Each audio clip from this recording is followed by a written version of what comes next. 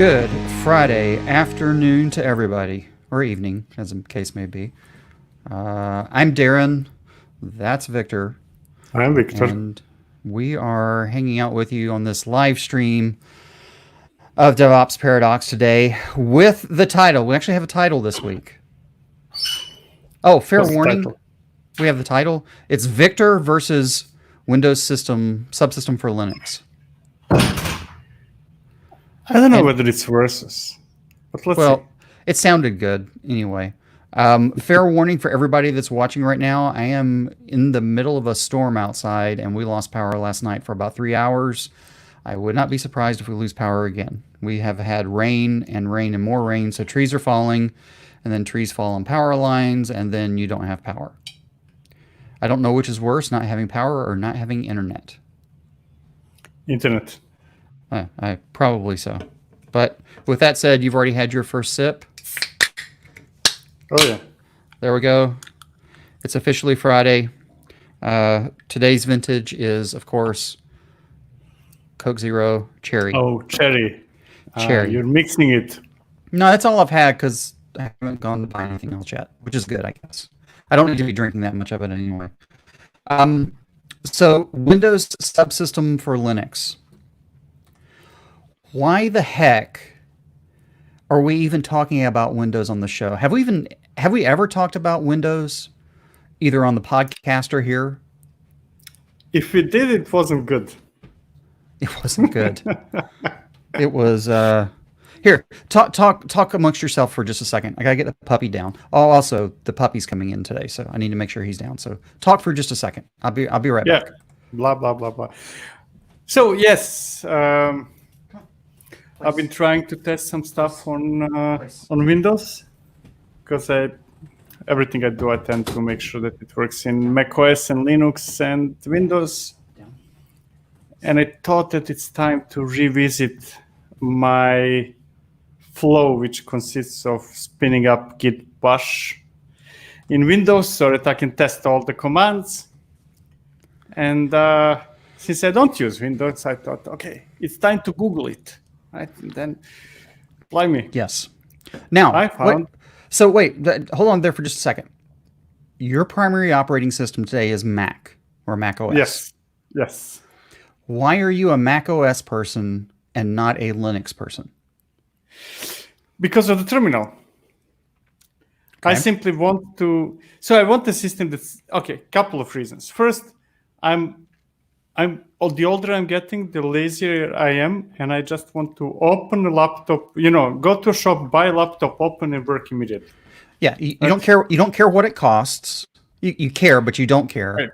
Yes, just make it work. I'm willing to spend more money for less convenience. Trouble. Yeah, for less trouble. Yes, okay, exactly. All right, exactly. And it doesn't hurt, to be honest, that I'm not buying from my own money laptops. So, next, keep going.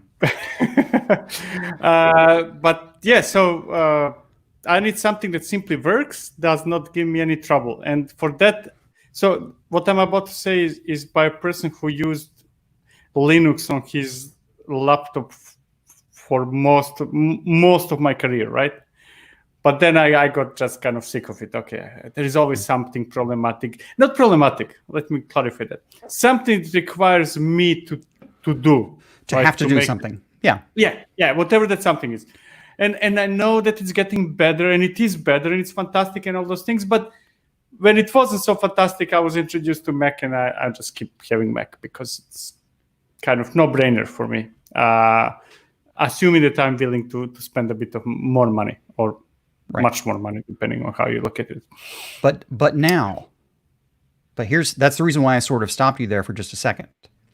Now, there are Linux distributions that are good and that are more bulletproof, right? We're not talking about those right now. We're talking about, hey, just give me the fresh Debian and I'm going to install that. No, don't do that. You're asking for trouble. You were Mac because you didn't have a terminal. But now, Windows, see you later, Steve Ballmer. Hi, new CEO of Microsoft, right? Yeah. Windows 10 right now, as an application developer, or as any kind of developer, if you will, Now that it has WSL and really now WSL2, now for the same amount of money, actually, let me rephrase this. Or how do I want to say this? For the same amount of money that you would pay for a good MacBook Pro, you can get a monster laptop to run Windows. Yes. Right? Big GPU, big CPU, big memory, big disk. Yes. Now, just to clarify, I still don't see a reason for me to switch from Mac to Windows. I'll be honest, because kind of when I get used to something, then something else needs to have a considerable advantage. Kind of if it's slightly better or slightly cheaper, and then that's not good enough for me to change my habits. Yeah, it's not earth moving. Yeah, you need earth moving. Yeah, exactly. Or to be very unhappy with whatever I have, and then I look for alternatives. Right. So I'm not switching to Windows. But I must admit that, but I have to use Windows because everything I publish and then work on, I need to test it in, Windows, Mac, Linux. And then I stumbled upon WSL, and it's the best. So what I'm about to say is comes from a person who doesn't really use Windows. So I'm probably wrong, but my limited knowledge makes me say that this is the best thing that happened to Windows since a long time. Yeah. It's freaking amazing. Yep. So, Moz, just to catch you up, thanks for showing up today, Moz. What we're talking about today, we'll talk about other things too, but right now we're talking specifically about WSL, Windows Subsystem for Linux, because Viktor has had some interesting, is that the right word? Pleasant. Yes. Wait, we're using the word pleasant and Microsoft in the same sentence. No, okay, that also requires clarification. I think that Microsoft is awesome. Or Windows. Okay, yeah, Microsoft is awesome. Okay, yes. It's Windows and pleasant.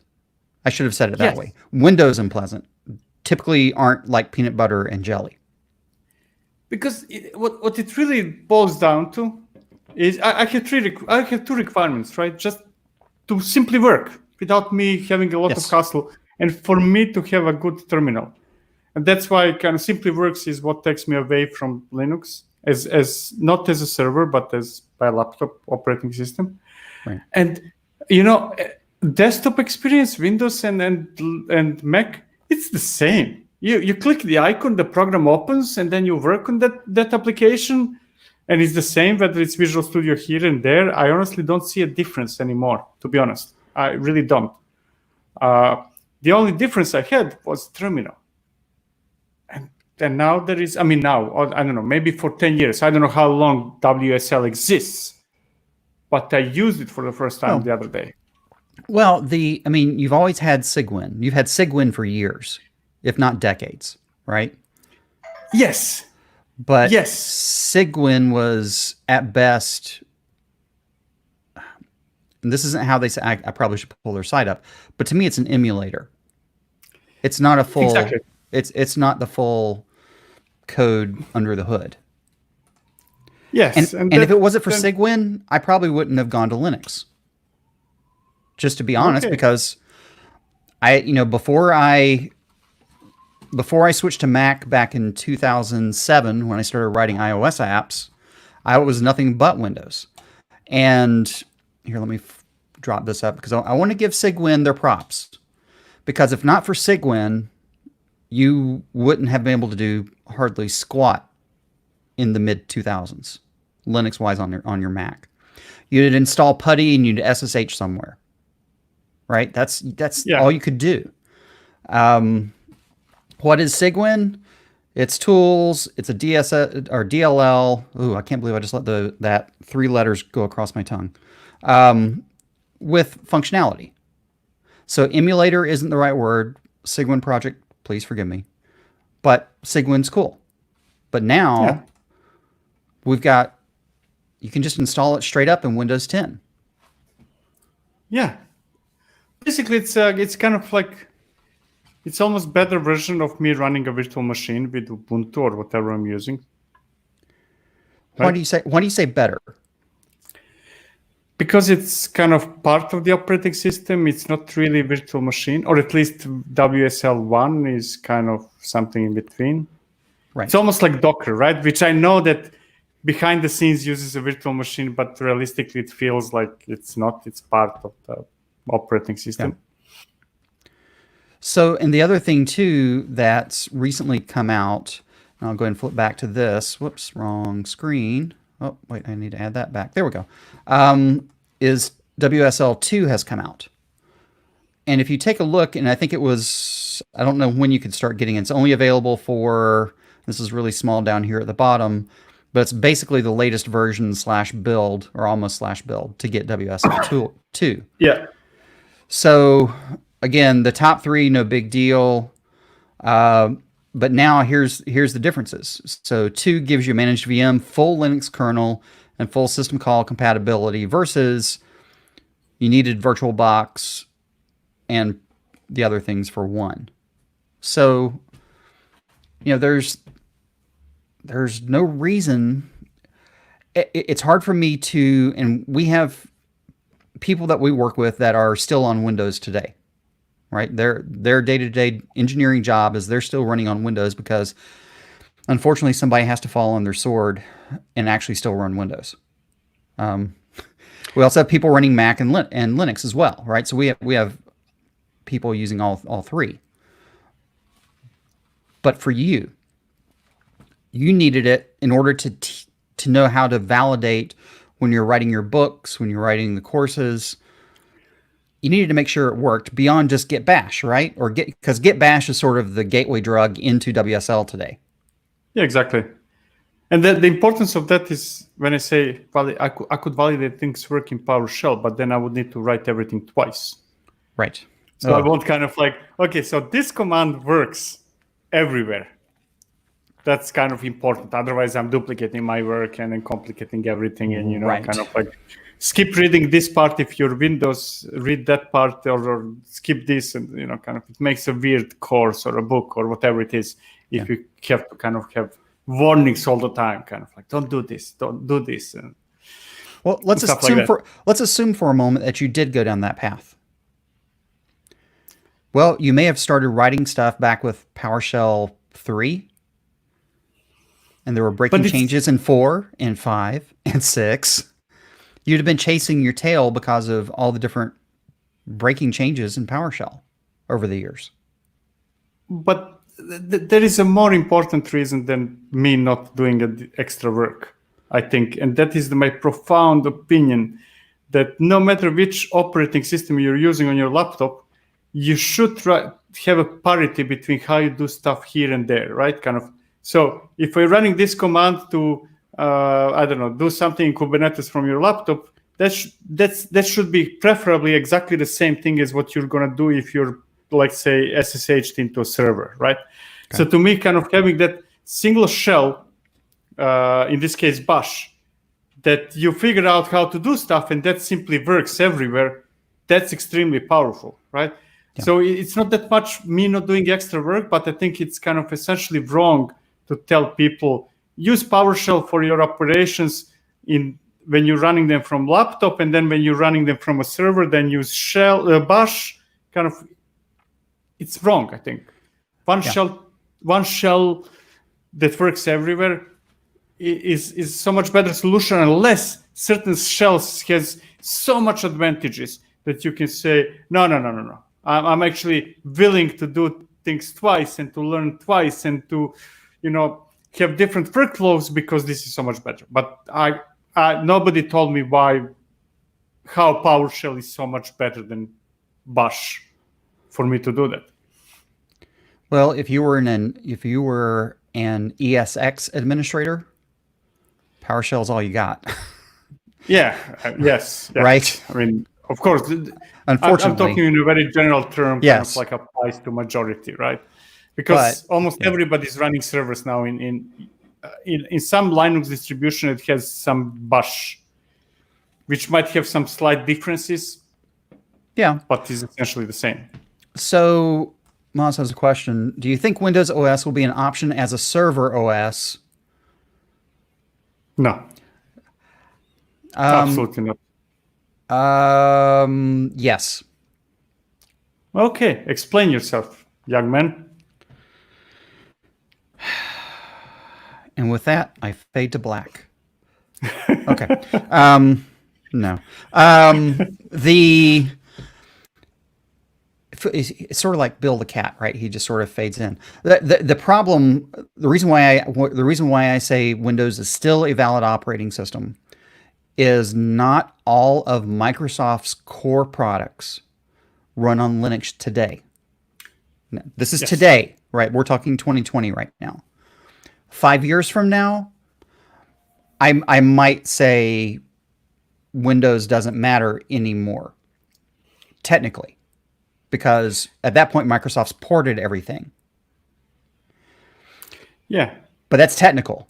The business reasons is every large enterprise that's still running on-prem has multi-year deals with Microsoft. Again, I don't work for Microsoft. I'm making big leaps here right now.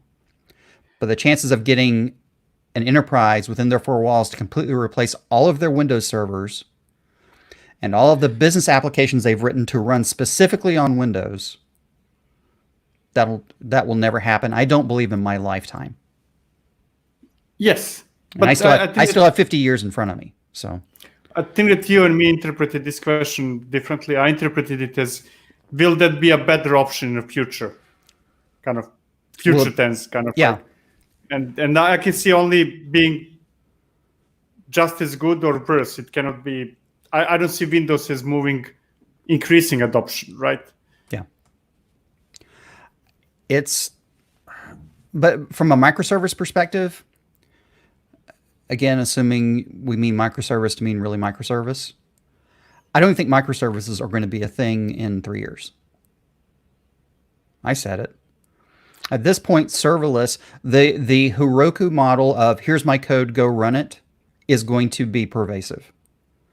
Who's going to win? Who's going to be the first one to win that battle? I've got no idea. What do you think? I mean, we're changing names. I don't think that the model of having decoupled smaller applications is going to stay. Now, how small that majority of them will be or not, and whether we're going to call them microservices or serverless or something else.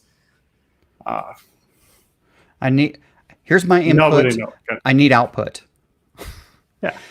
It's what it is.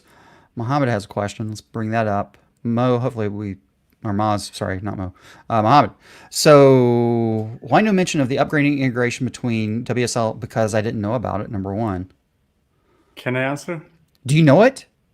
No. I have the answer. Why not mentioning? Because I have no idea about what's happening in Windows world.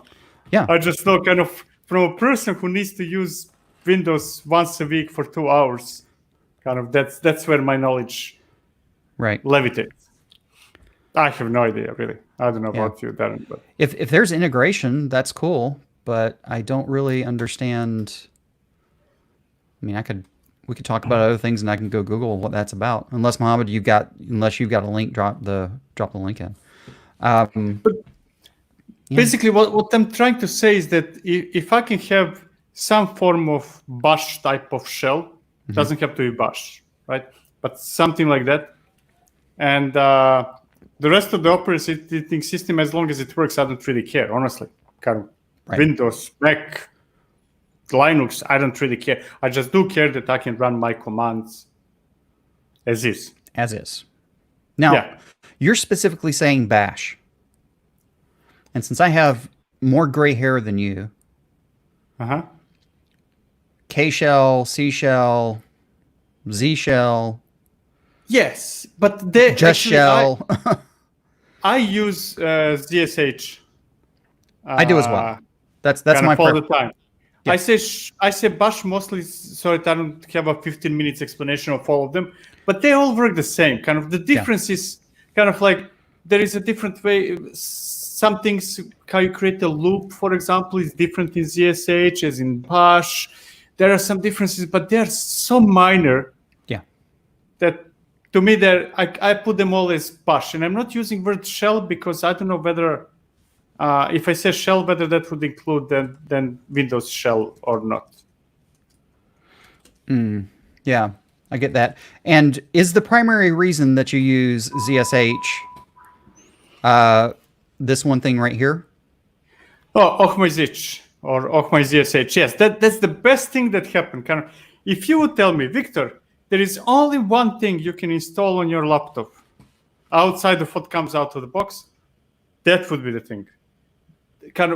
It's not even thinking about it. That's the most important thing that every single developer, and when I say developer, I mean in a very broad terms, any single person working in software industry should have. Yep. There is nothing more important than ZSH. Yep. It's I don't know that, and Robbie was the guy that started it all. Oh yeah. I've been running it for almost as long as I've been running my Mac, so which has been since 2007. I think it's when. Well, I don't know that. I can't say that that's true. Probably since at least 2012, I know I've been running it.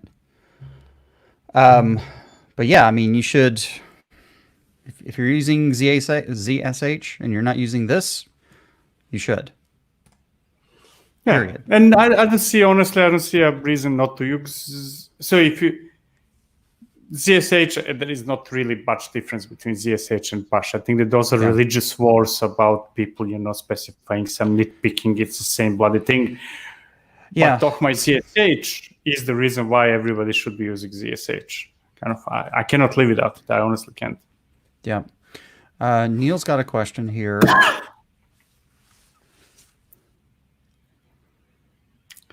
Okay, you want to read it? Let me see if I can keep a straight face. You're offered a better paying job as a Windows .NET and C# shop that needs help converting to .NET Core and containers so they can run on Linux servers. Do you take it? Everything else being satisfactory, I would say yes. I would have to, if I know .NET and C# to where I'm comfortable in knowing it. Why not? It's fine. It's a simple port job. I mean, in theory, C# should just end up in the image anyway, right? I mean, I'm not really religious about it must be this or that. As long as somebody offers me a job where my job would be to improve something, to try to bring that something closer to 2020, I would say yes, as long as that is a sincere desire. So, I mean, I would accept a job moving from mainframe to VMs, right? If there is a good use case for that, and that's a sincere desire. I can't think of a reason why I wouldn't take it off the top of my head. If you heard a sigh, that wasn't me, it was my dog. Why would I not take? Okay, so let's go to the other side. Why would we not take that position? If it was a known political battle to prove that this will never work and we always have to stay where we're at, that would be a reason why I probably wouldn't take it. That's why I use the word sincere, because if it's often that offer is more masking, kind of like we're going to show that we're doing something without really doing something, right? Kind of keeping the boat afloat, and then it would be no.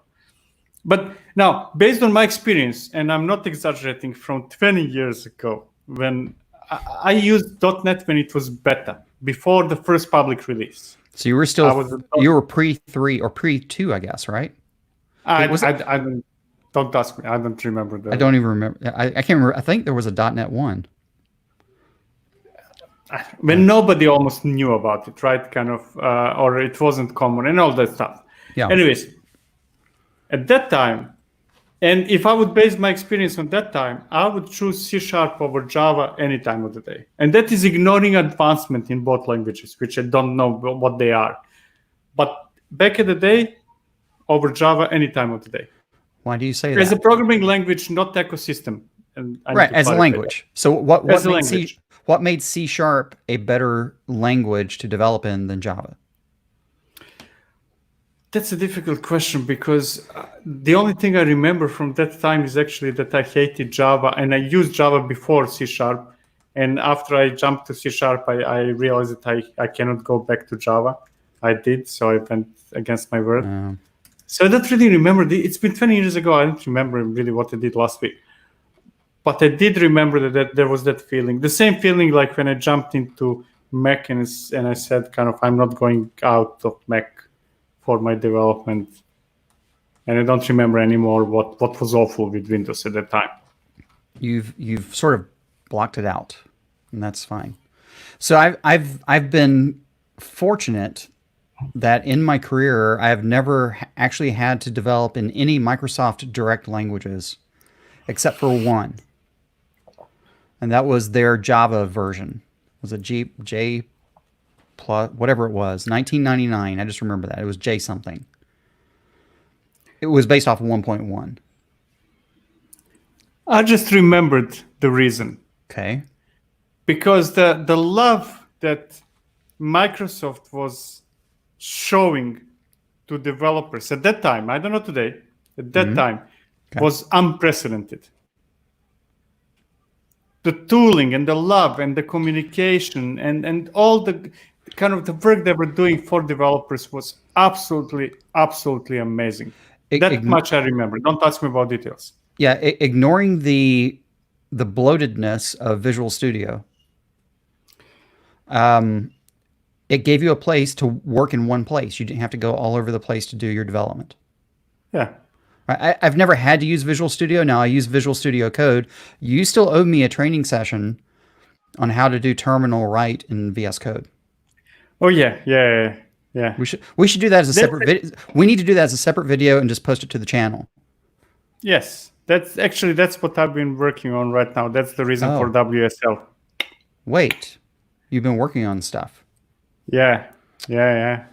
Does so Maz? I can answer this question. Does C# work on Linux? The answer is yes through .NET Core. Yeah. Who cares? I mean, that's because of .NET Core. That has been. You were talking about world changing, game changing. .NET Core has been game changing. Right? Even though I'm not developing in that space, it's just there. So you've been working on something. Yes, I did. So what I've been you've been working on something.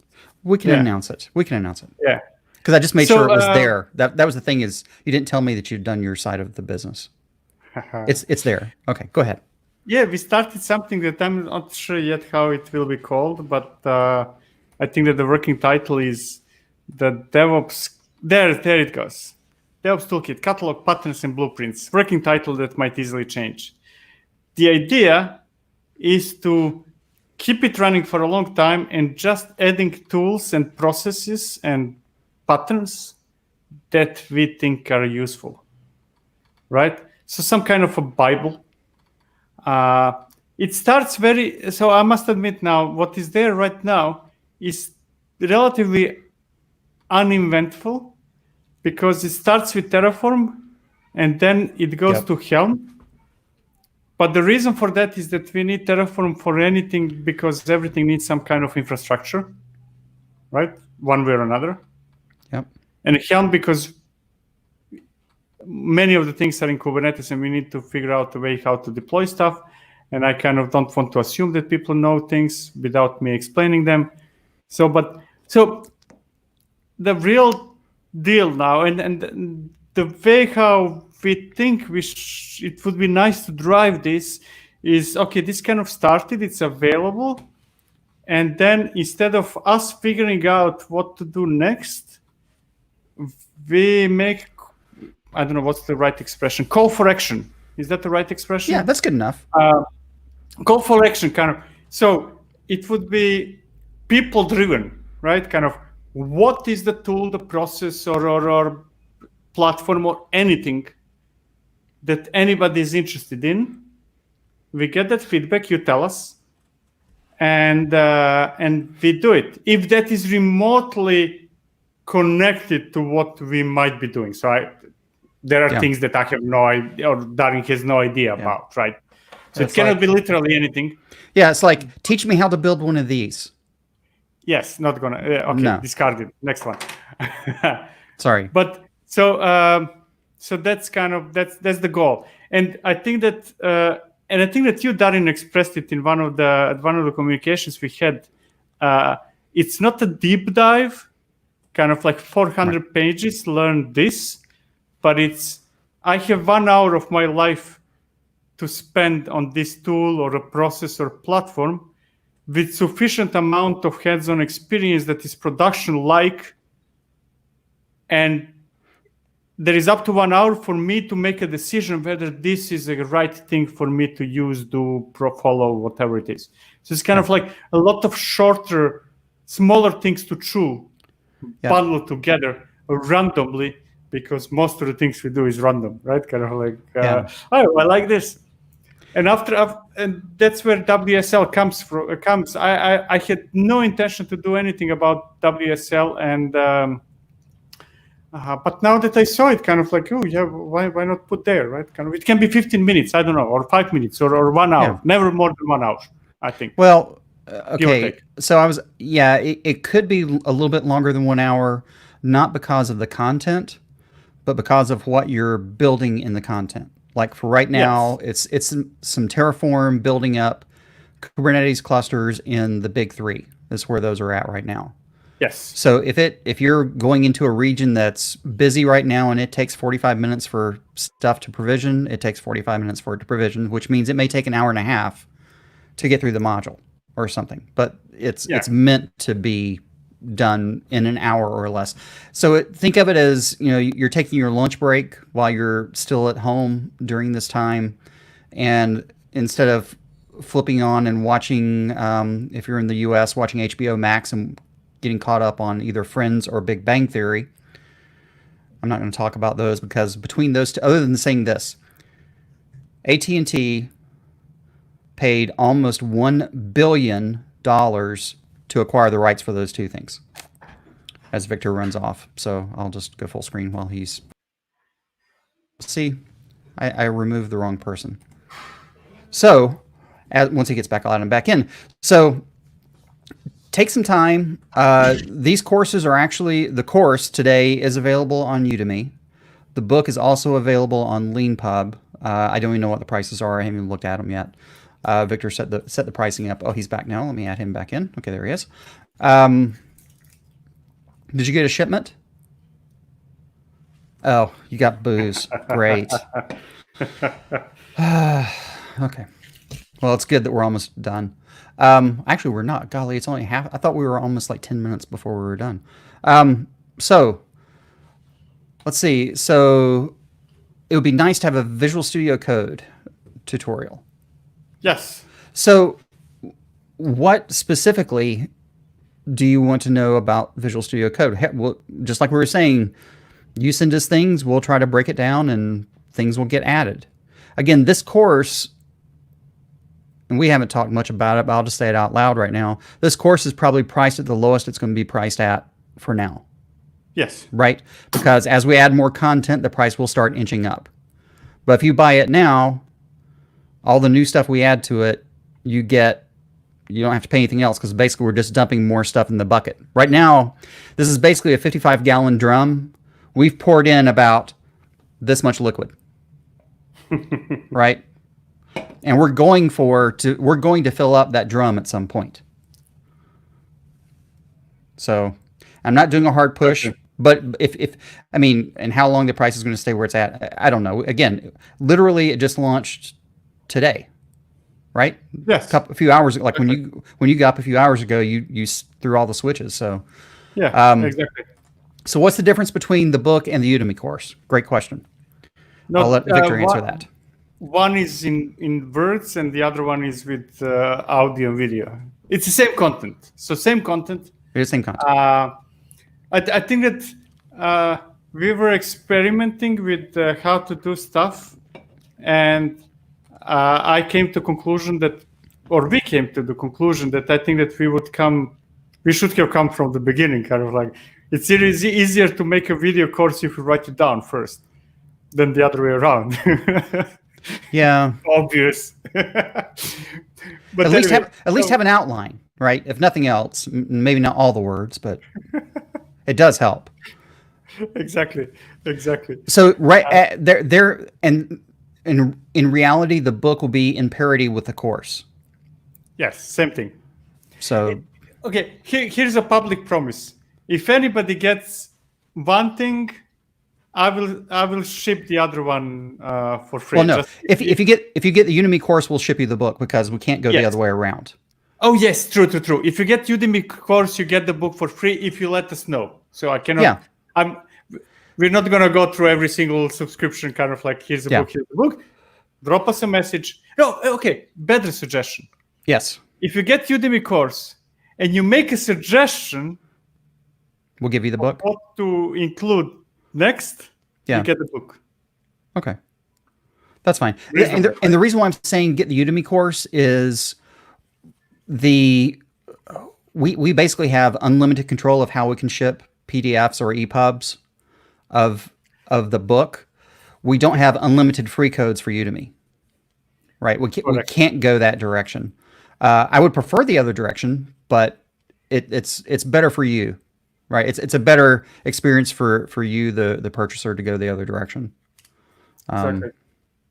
And another thing, if anybody wants to contribute, let us know. Just let us know, and we put you to the repo. Yep. Then you solemnly swear that you're gonna behave nice. I'm grandfathered in. I don't have to. Well, I actually always behave nice, so that's the problem. Here's another request: Kubernetes authentication with LDAP DEX. I can't even say those words. Yes. So, what does that mean? Yeah. What does that mean to you?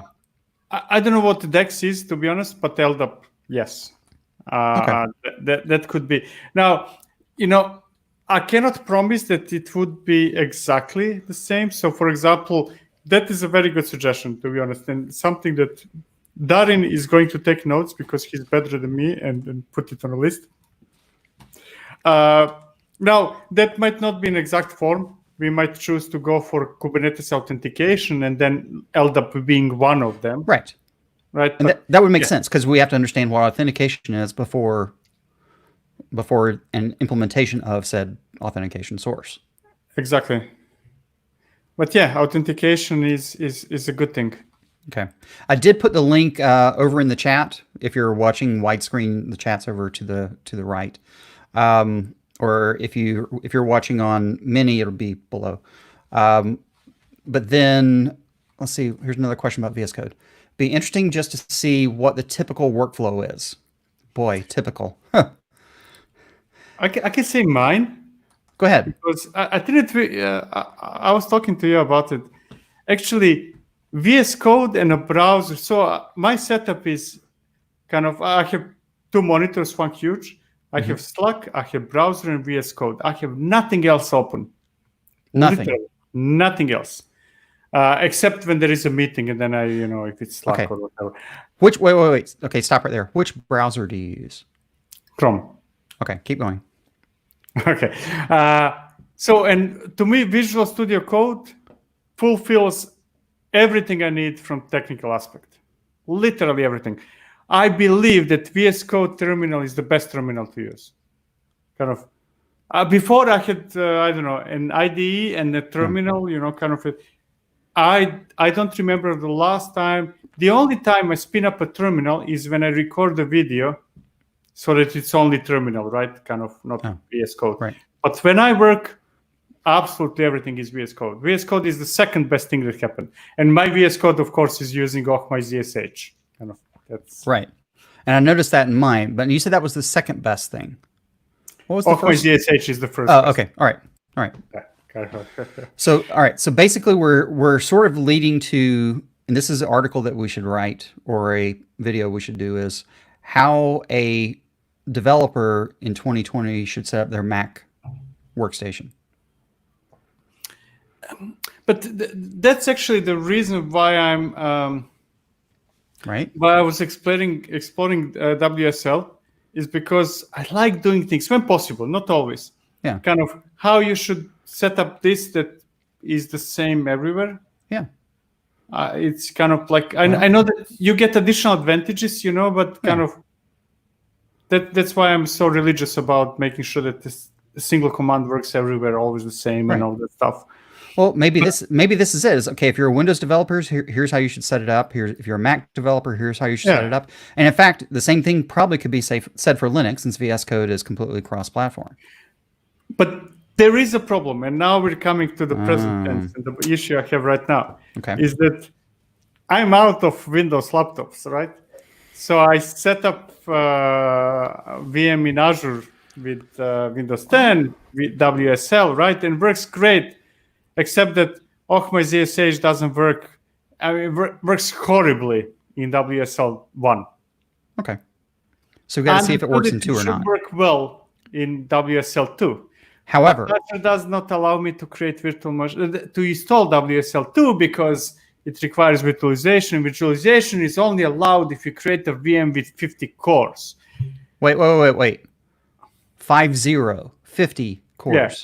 I mean, it makes sense. Why would you create a VM in a cloud provider that would spin up additional VMs if that is not going to be big, right? Kind of I understand the logic behind that, but I'm not rich enough to create kind of like 50 cores VM just to try out things. So now this is the other reason why you need to go ahead and go buy the Udemy course, is that way Victor can go buy a Windows laptop to test. So this is something that people can help. If somebody can get the suggestion, kind of like, what would be the good affordable setup with Windows, assuming that I have everything else? Kind of, I'm thinking about buying a NUC.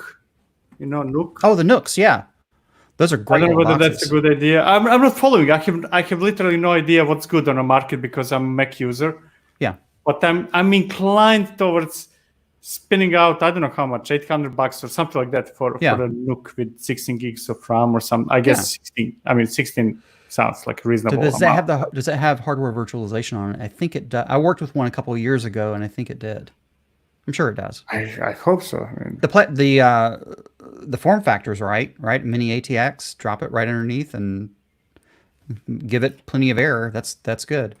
So Mohammed asks, since you're using ZSH, then check spaceship prompt. It's really cool. Write it down, Darin. It's in the chat. Okay, I'll write it. I don't edit it, so I don't have my notebook. I didn't bring my notebook in with me today. Yeah. I'll go back through all the chats and pull these items out. Okay, so here's another frustration. It's those small details that really annoy me.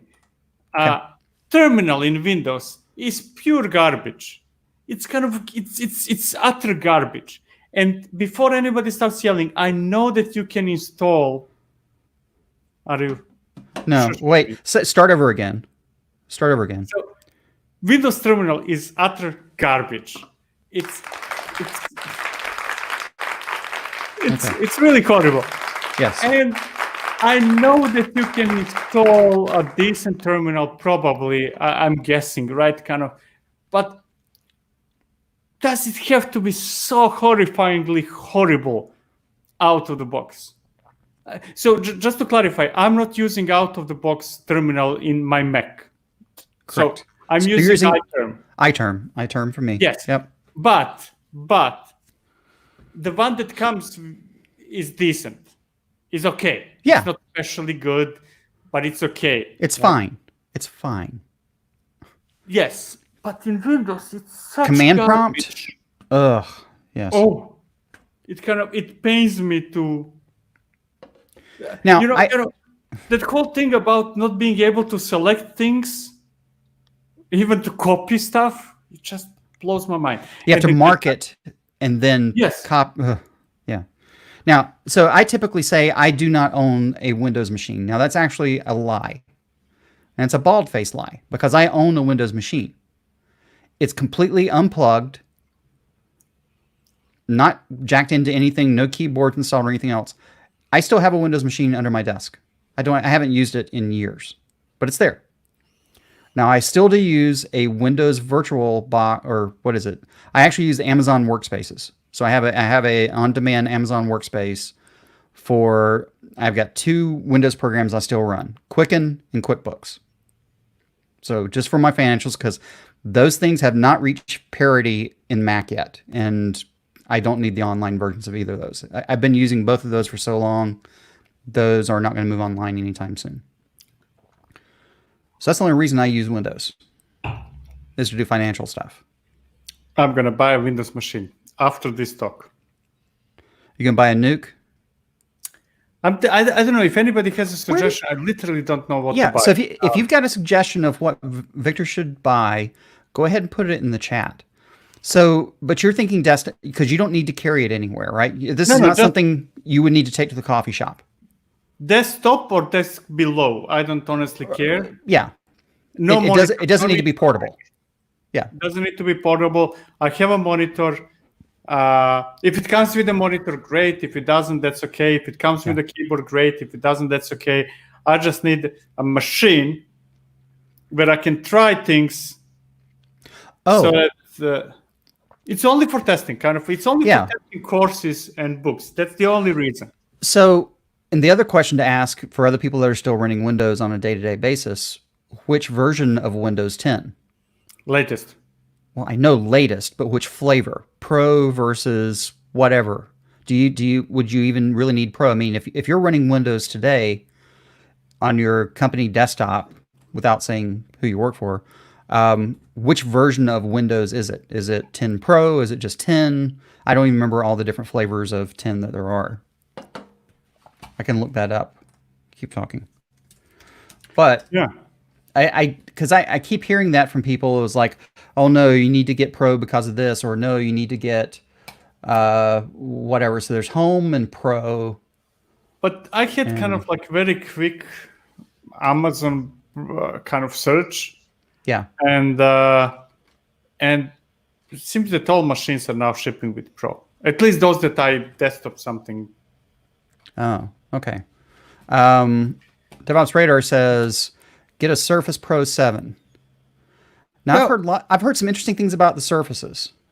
And I remember the older ones, but I don't know. I've seen some videos and reviews and stuff, and Surface Pro seems like to be a great machine. I was even tempted actually to buy it. The only problem is that it is highly unlikely that I will ever carry it with me. And really? I'm not sure. Why not? Why not? If you got a Surface, why not? Because I kind of like my, I cannot imagine me yet, that might change, not carrying my MacBook. Yeah, but and kind of like, why would you? I mean, the MacBook's not that heavy. I mean, you could put a Surface and a MacBook together and still probably be less than a normal sized Windows laptop. Do you have an iPad? Yeah. Do you carry an iPad with you too? Do you carry an iPad? No. So I had like iPad, not iPad. I had the Android tablet, right? Kind of. I actually don't. I don't like Apple. Just to clarify, right? I like MacBook. That's the only thing I like.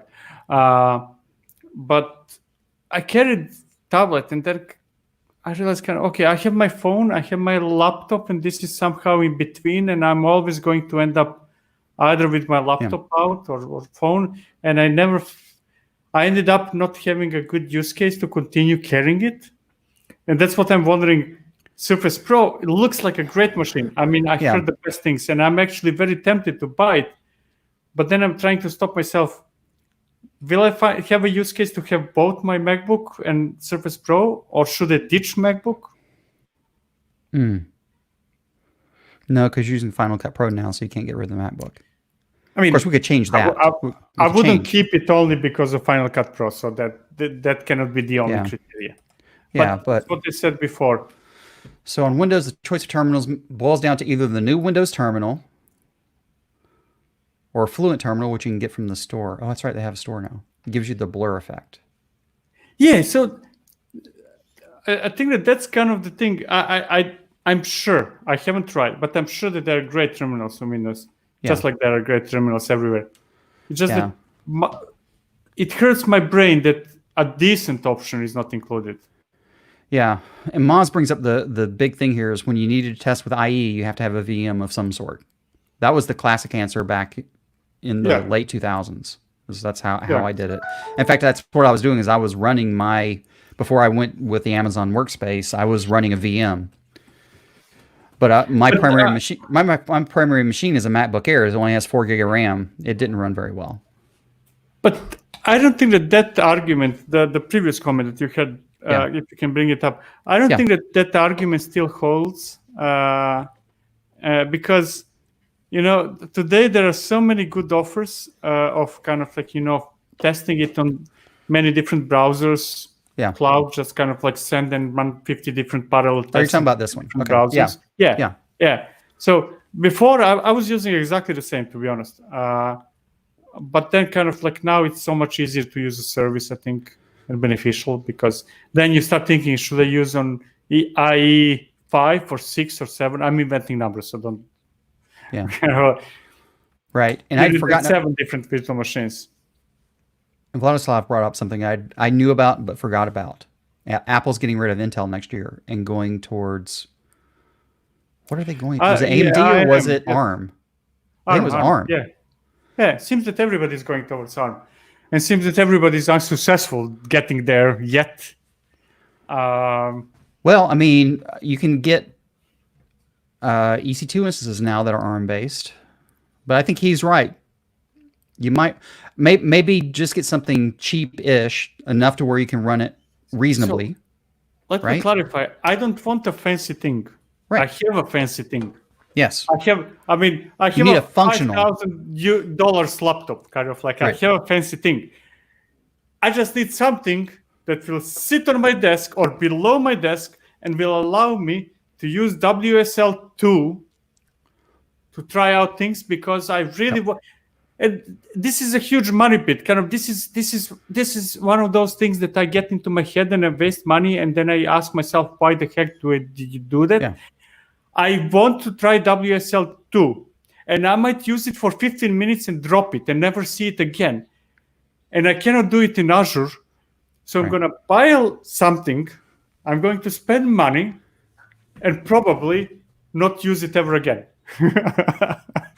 And this is probably a good thing to say here is if you have even more ideas and maybe even some specific specs, or if you know that now keep in mind Victor is in Spain, and I'm in the US, so I could go to the Dell refurb site and get stuff cheap from Dell, right, and still have good machines. I'm assuming you could order it too. So Victor's in Spain, so he may not have access to more quick stuff or more cost-efficient stuff. Or there may be stuff over in Europe. There may be a great refurb place in Europe. You just get a good refurb box, right? You don't need something new. Yeah. But where I was heading with this is, if you have more comments about this, down in the description of the episode is a link off to the Slack Workspace. If you haven't joined up in the Slack Workspace yet, go ahead and go sign up there. And then you can private message or direct message Victor in Slack. With the specs, or put it, whatever, doesn't really matter. Victor, what is your advice for someone who wants to become an SRE to pick? Golang or Python? Golang. Python. Absolutely, no doubt. Now, Python is great. Huh? Python. SRE? No. SRE. As an SRE, which do you pick? Yes. Golang or Python? The answer is Python. Golang. No, absolutely not. No, you're wrong. Okay, so what are the tools? Give me first 5 tools that SREs might use. Shoot, go, start now, Darin. I don't know. 5 tools. First 5 platforms tools that come to your mind. Or do you want me to do it? Okay, go ahead, do it. Kubernetes, Istio, Helm, Prometheus. What's that? 4. One more. Okay, one more. Good one enough. more. Close enough. It's 4's good. I'll give you that. Written and go. And as an SRE, I don't need to know how to write something in Go to control those things. I need to be able to write a script that drives those things. Python, period. Go. Python. Go. I'm not going to die on the hill for this one. I think either is fine. No, actually, both are fine. Both are better than any other option. now seriously, the way how I see it, if you want to do something quick, then it's a shell script. Quick, Right. kind of short, Yeah. quick shell script. If you want to make advanced script, it's Python. Yes. I think that as soon as my shell script goes over like 50 lines, that's Yep. Python. Python for sure. Right? Yep. Now, if you want to make something that is kind of like robust and kind of like potentially be, let's say, operator, right? Kubernetes operator. Yes. Then kind of like next level in complexity and size would be Go for SREs. Yeah. Right. So I would Yes. see those 3 levels. Yes. Each So of them. it's not either Learn or. all 3. Yeah, it's all 3. You have to, but don't go straight to Go. Right? Unless you're having to write a Kubernetes operator day 1, don't go straight to Go. Figure out what you got to do first and pick the right tool to do the thing. If you can do it with a shell script, do it with a shell script. Be done. Right? Here's my theory. I think what is really important is to learn how to write code.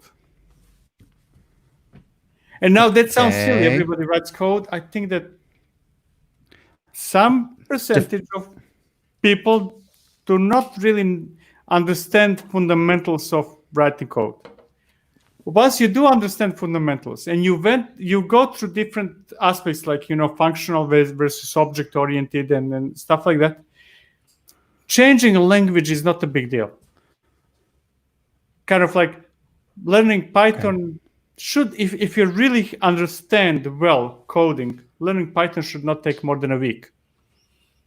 Yeah. Now, a week to start writing Python. Yes. Okay. Now, to understand all the different libraries, that's a never-ending story. You can spend your whole life Yes. going into details. But writing your Python program, your first decent Python program application, should not take more than a week if you're proficient in programming. Okay.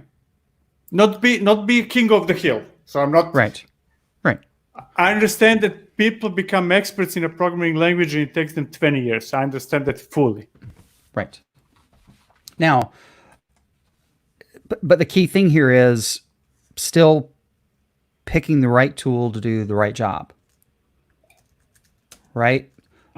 Just because you want to learn Go doesn't mean you should use Go for whatever the problem is that you need to solve right now. Unless you have unlimited time and unlimited budget. You start with shell, bash script, you convert it to Python, and then you might want to convert it into Go later. I mean, it really depends on the complexity and size. And actually, I'm finding myself now talking silly stuff because as if Python cannot write complex stuff, it can. It can. And that's the reason why I was standing so hard on Python. Yes. Because if you're an SRE operator type stuff and you're interacting with systems, Python's probably as far as you need to go. Heck, Bash may be as far as you need to go. But if you're writing stuff that has to run inside of those systems, that's where it changes. But at the end of the day, it doesn't matter. You remember the conversation we had in the podcast with Carlos? And I know for a fact that Carlos is brilliant with Java. I know that he worked a lot with Go. I know that he worked a lot with Python and stuff like that. And what did he tell us last time? Kind of like he's working in a huge company now, huge scale. He's writing much of his stuff in Bash. Bash. Kind of, it's Bash. An ugly Bash. Not even pretty Bash. Ugly Bash. No, but Bash is a better choice in many cases. Yeah. Now, Varen, if you haven't seen this, I'm going to drop the link down in the chat as well. If you've not seen the free SRE books, you can read them online. I mean, it's the standard O'Reilly books, but you can read them online for free. And if you're going to be really going down the SRE path, these are like the Bible, at least the 2 blue books. I haven't read this third one, but understanding these 2 and applying these will help you down an SRE path. Yeah. I haven't read actually. I read only once. The one on the top right, on the right side.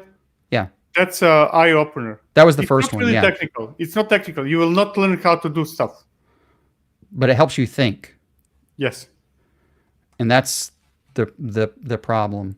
And go with what Ma said, going back to the 80% of CNCF is crazy Go. Now, we're talking about and CNCF. 80% of that 80% are actually SRE SRE Yes, correct. Okay, I'll give you that. Oh wait, that was me. That was links. You're welcome, Baron. So we are at the top of the hour, and you've got a meeting, right? I have a hard stop. I need to stop here. Okay. Now. Now, okay. So that's it. Now. Thanks, everybody. See you. Bye. We'll see you next week. Goodbye. Cheers.